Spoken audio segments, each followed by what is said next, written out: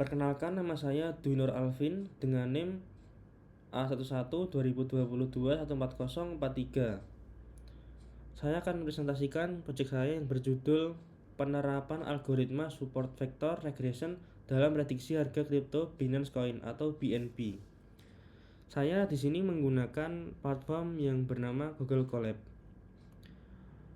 Pertama-tama kita harus mengimport pustaka atau melakukan load pustaka yang dibutuhkan. Di sini saya mengimport Panda ASPD untuk memanipulasi data, kemudian import NumPy ASNP untuk mengkomputasi numerik, kemudian import matplotlib.pyplot ASPLT untuk visualisasi data, kemudian import Seaborn SNS untuk visualisasi data yang lebih menarik, kemudian from scalar.model_selection import train_test_split, kemudian grid search CV untuk pembagian data dan pencarian parameter terbaik, kemudian from scalar.svm import SVR, yaitu merupakan algoritma sendiri yang saya pakai, support vector regression. Kemudian from scalar.matrix import mean_squared_error, kemudian R2_score untuk evaluasi model yang nanti akan dilakukan. Kemudian from scalar.preprocessing import standard scalar untuk normalisasi data. Kemudian yang kedua, kita melakukan load dataset. Di sini kalian bisa langsung atau mungkin klik ini upload atau drag-nya langsung. Kalian bisa melakukan drag ke sini. Di sini bisa menggunakan beberapa macam format file. Di sini saya menggunakan format CSV. Di sini bernama BNB USD max.csv. Kemudian di sini kalian tulis file _path sama dengan lokasi, itu dengan cara klik datasetnya, kemudian klik tombol titik 3, kemudian copy paste, kemudian di paste dengan tanda petik 2 ya. Kemudian di sini saya membuat variabel untuk penampung untuk membaca dataset saya, yaitu pd.read.csv file path dari sini. Kemudian yang ketiga, kita membuat bagian output tabel dengan print kemudian parameter data fungsi head 10. Di sini yaitu berarti untuk menampilkan 10 baris pertama pada dataset saya. Di sini mulai dari angka 0. Kemudian di sini ada kolom date, open, high, low, close, adjust close, dan volume. Kemudian yang keempat, lakukan preprocessing untuk pengecekan nilai yang kosong yang akan diganti atau mungkin dihapus. Di sini memeriksa nilai yang hilang dengan print parameter data fungsi is0 sum untuk mengecek data yang hilang pada setiap kolomnya. Kemudian data sama dengan data fungsi dropna untuk menghapus baris yang memiliki nilai yang hilang atau nilai yang kosong. Kemudian print data dengan fungsi is0 untuk mengecek kembali setelah dihapus, jadi akan dicek kembali setelah dihapus jika ada yang kosong. Kemudian ini untuk mengkonversi kolom date, kolom date menjadi format datetime. Di sini data date sama dengan pd dot fungsi to date to underscore datetime, kemudian parameter data, kemudian date, kemudian data days sama dengan data date dikurangi data date min. Ini untuk menambahkan kolom days, kolom hari yang berisi jumlah hari sejak tanggal pertama. Kemudian menetapkan kolom date sebagai indeks tabel data dengan fungsi set underscore index dengan parameter date in place true. Ini untuk mengatur kolom date sebagai indeks seperti ini. Di sini hasilnya tidak ada kolom yang dihapus ataupun nilainya yang kosong. Jadi datanya di sini sudah lengkap ya, sudah komplit, sudah baik. Sini date 0, open 0, high 0, low 0, close 0, adjust close 0, volume 0. Kemudian di sini data yang baru juga 0 0 0 0 0 0 semuanya. Di sini sudah bagus, sudah sesuai. Kemudian yang kelima, visualisasi data output. Kemudian di sini menggunakan PLT dengan fungsi figur dengan parameter fix size 10,5. Itu di sini untuk mengatur plot. Kemudian PLT fungsi plot data .index, kemudian data close. Di sini menggunakan data dari close agar lebih mudah. Bisa juga menggunakan data dari open, tetapi untuk lebih bagusnya menggunakan data close karena pergerakan harganya lebih mudah ditentukan dari harga terakhir setiap harinya. Kemudian PLT title atau judulnya, harga penutupan BNB City. Kemudian PLT xlabel, fungsi xlabel tanggal.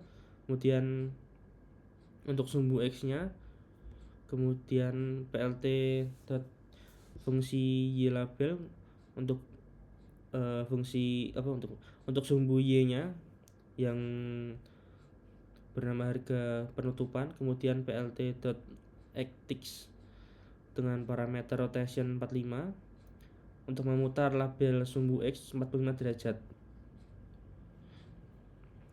seperti ini. Kemudian PLT .tick underscore layout untuk menyusun layout agar tidak tumpang tindih atau berurutan. Kemudian PLT .show untuk menampilkan plot. Kemudian ini hasilnya seperti ini. Ini yang y, yang x nya ini sumbunya untuk nilai x nya berputar 45 derajat agar tidak bertabrakan. Jika terlalu banyak ini kan akan bisa bertabrakan. Kemudian ini nilai y nya yaitu harga dari BNB atau Binance Coin nya. Di sini harga penutupannya. Untuk grafiknya ini diambil dari harga penutupan setiap harinya dari 2018 sampai 2024 tanggal 7 Juli kemarin. Kemudian yang keenam, permodelan. Mempersiapkan data untuk permodelan ya, dengan sini saya membuat variabel x untuk menampung data days, kemudian variabel y untuk menampung data close. Kemudian x membagi data menjadi set pelatihan dan pengujian. Di sini saya dengan x underscore trend, x underscore test, y underscore trend, y underscore test sama dengan trend underscore test underscore split dengan parameter x y test underscore z sama dengan 0,2, yaitu menggunakan di sini berarti menggunakan 20% untuk pengujian dan 80% untuk pelatihan. Kemudian random state-nya 42. Kemudian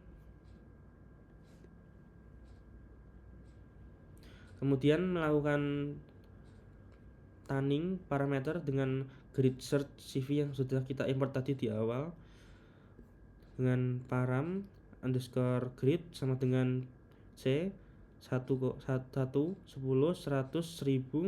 dan gamma 0,001 dan 0,01, 0,1 dan epsilon 0,1, 0,2, 0,5. Ini adalah rentang parameter yang akan diuji. Kemudian grid search sama dengan grid search CV. Kemudian parameter SVR algoritma yang kita pakai. Kemudian kernel RBF. Kemudian koma param underscore grid. Koma CV sama dengan 5. Scoring sama dengan next underscore min underscore squared underscore error. Ini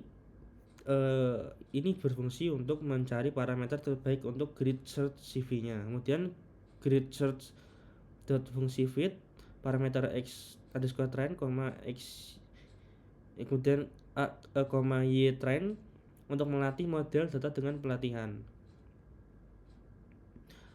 Kemudian untuk melatih model SVR dengan parameter terbaik untuk menentukan parameter terbaik agar akurasinya menjadi lebih akurat, kita di sini dengan model sama dengan grid underscore search dot fungsi base underscore estimator di sini untuk menentukan atau melatih model terbaik dari hasil grid search CV.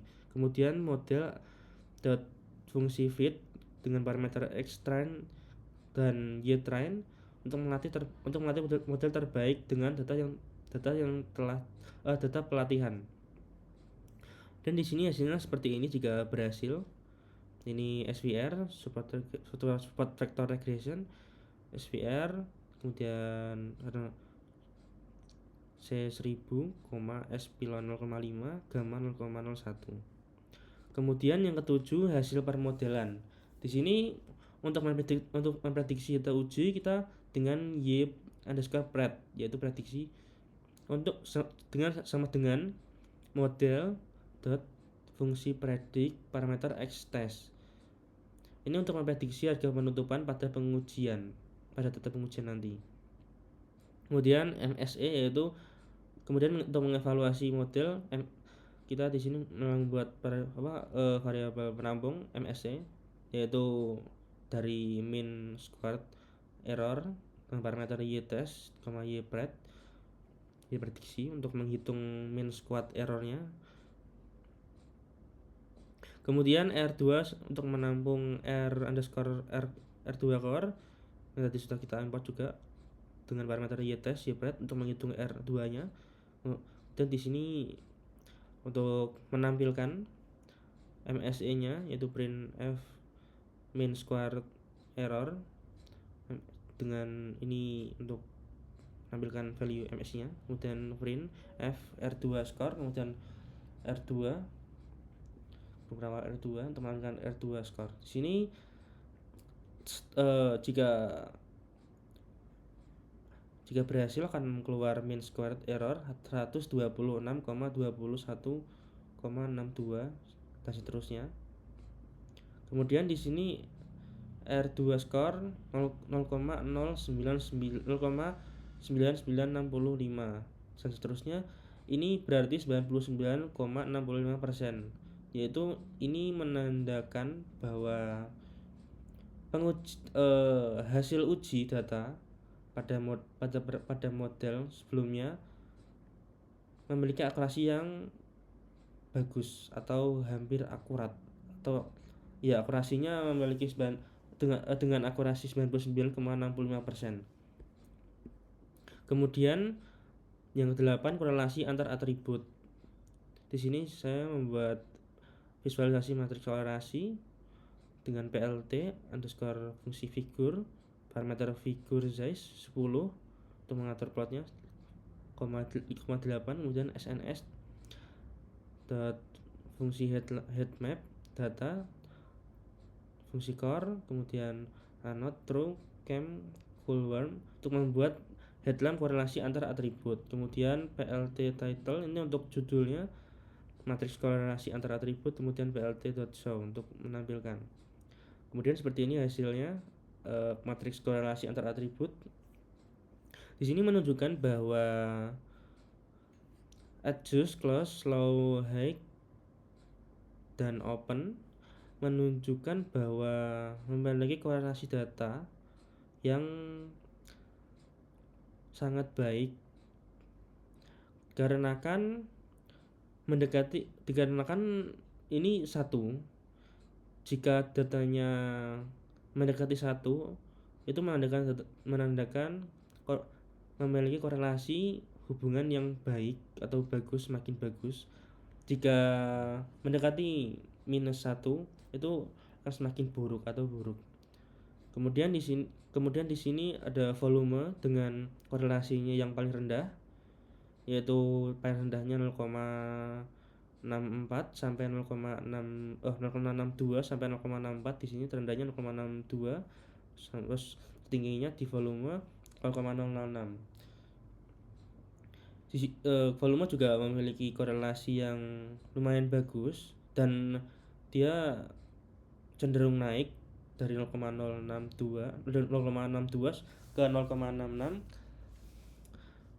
Kemudian atribut days atau hari memiliki korelasi yang juga cukup lumayan baik dengan terendahnya yaitu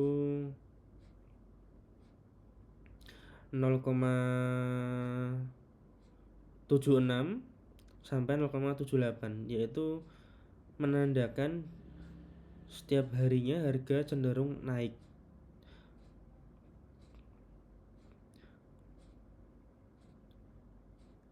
Oke, selanjutnya ke-9, evaluasi model, mengurutkan data uji dan prediksi berdasarkan hari atau days untuk plotting yang benar.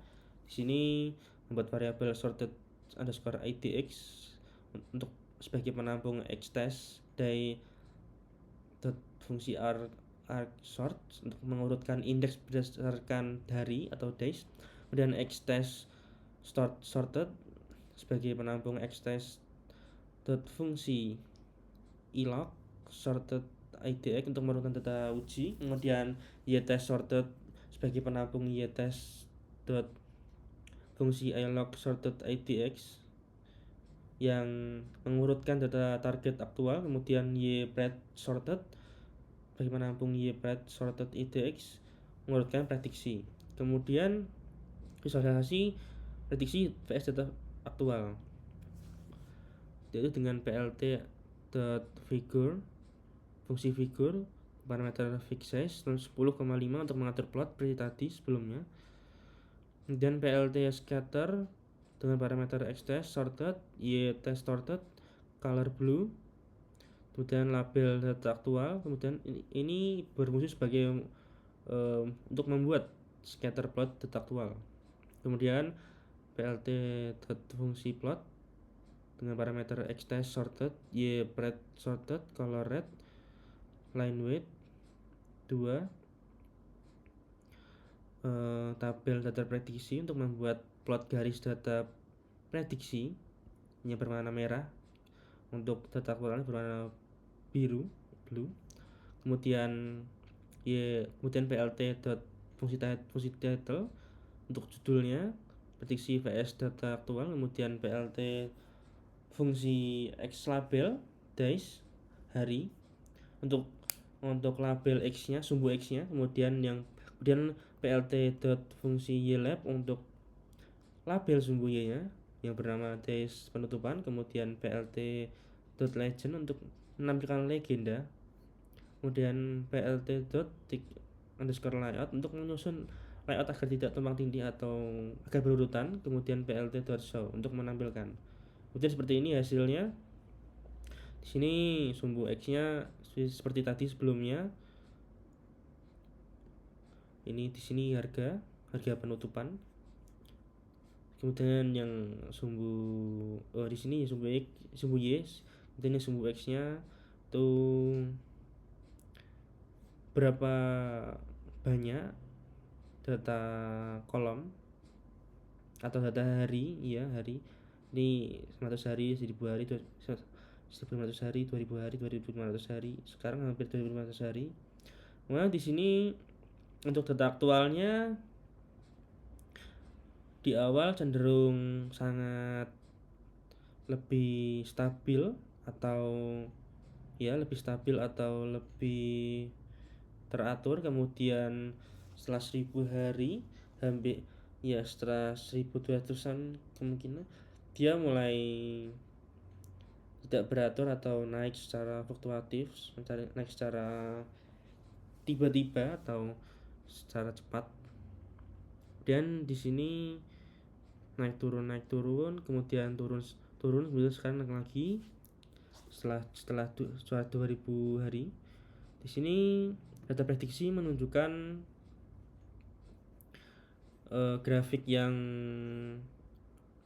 dari hari pertama sampai hari ke 1200 dengan grafik yang lebih stabil. Kemudian setelahnya grafik data prediksi menunjukkan grafik jadi kurang teratur dan lebih fluktuatif, kurang stabil juga sampai hari terakhir kemarin.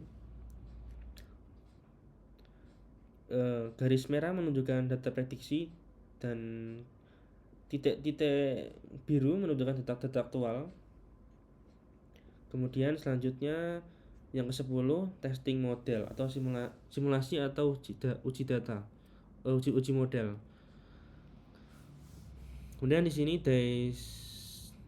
untuk mensimulasikan prediksi masa depan, days in futures.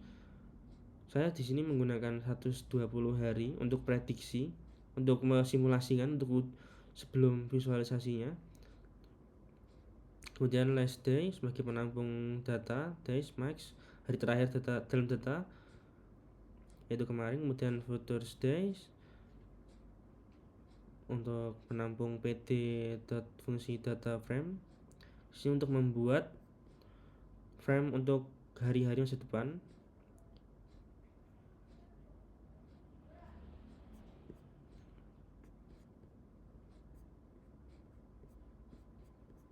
Oke, di sini dengan parameter np.arrange last day plus 1,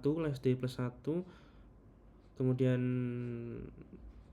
plus lagi day in underscore futures column days, kemudian future prediction model predict future days untuk memprediksi harga penutupan untuk hari-hari masa depan, untuk sehari selanjutnya untuk prediksi.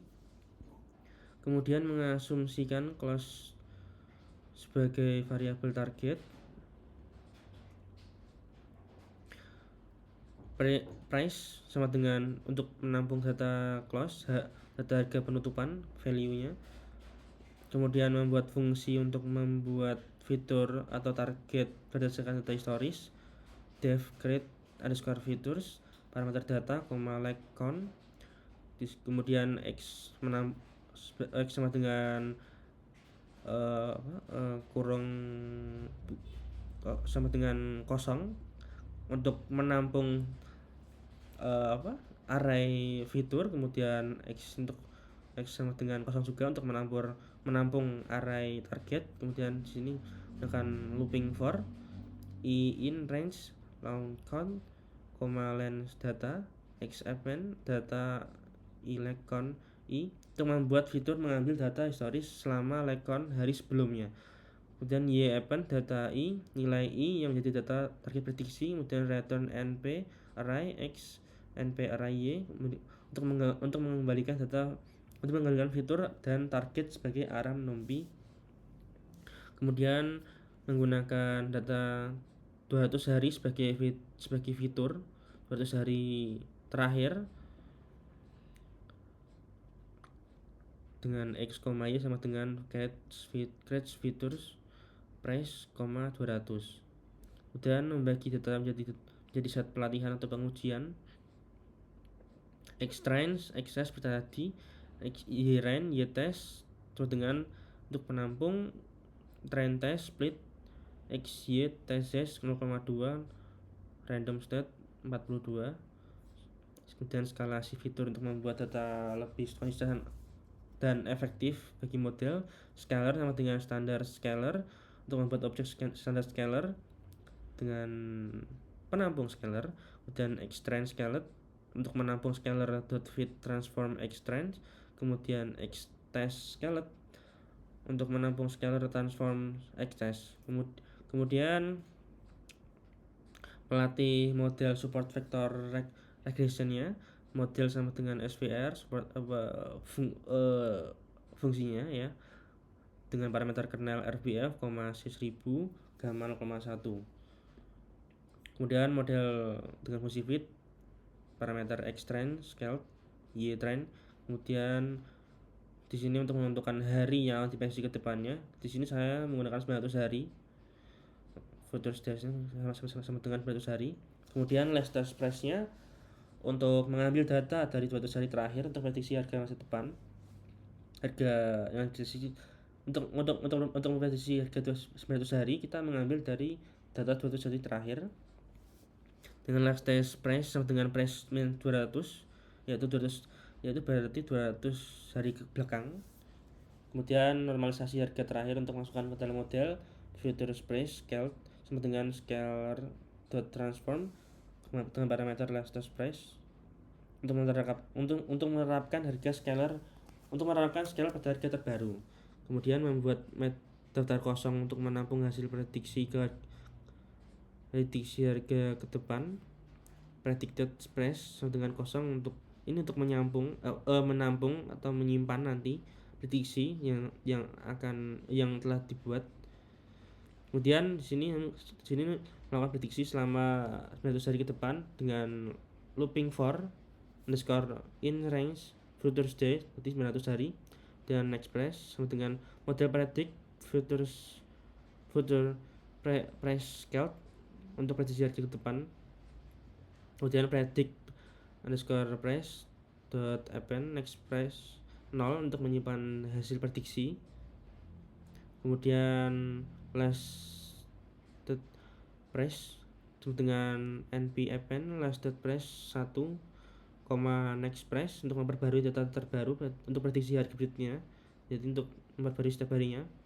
Kemudian future predict scale sama dengan scalar transform last test price untuk menerapkan scalar pada data terbaru. Kemudian plot hasil prediksi plt.figures berarti 10,5 untuk mengatur ukuran ini kotaknya nanti. Kemudian plt plot range length price label untuk jadwal juga nanti. Harga aktual, plot harga aktual untuk kemudian menyesuaikan rentang untuk harga prediksi. Predict days range length price kurang 1, length price tambah future days untuk menentukan rentang hari yang akan plot prediksi. Kemudian plt.plot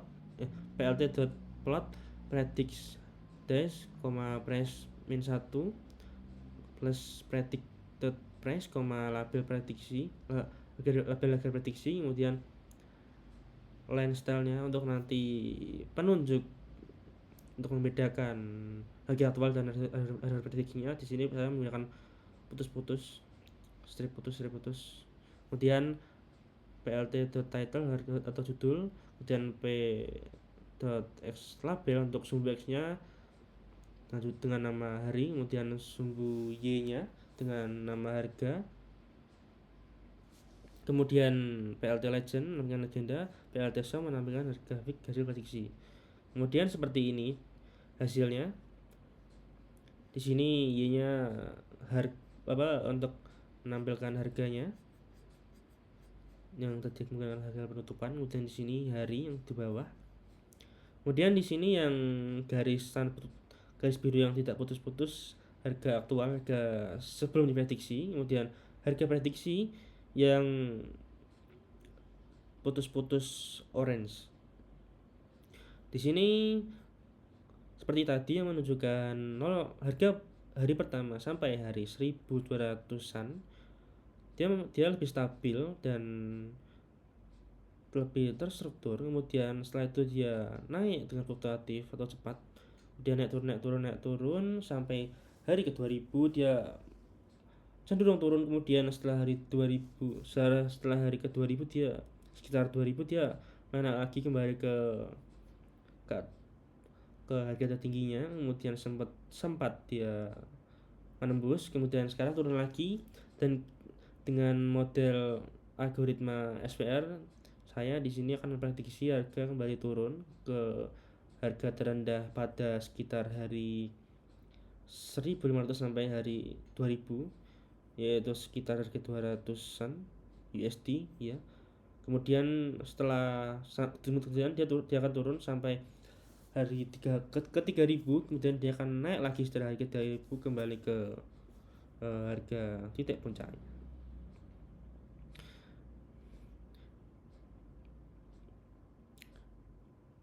Oke, cukup sampai di sini. Mohon maaf jika ada salah kata mungkin. Terima kasih. Wassalamualaikum warahmatullahi wabarakatuh.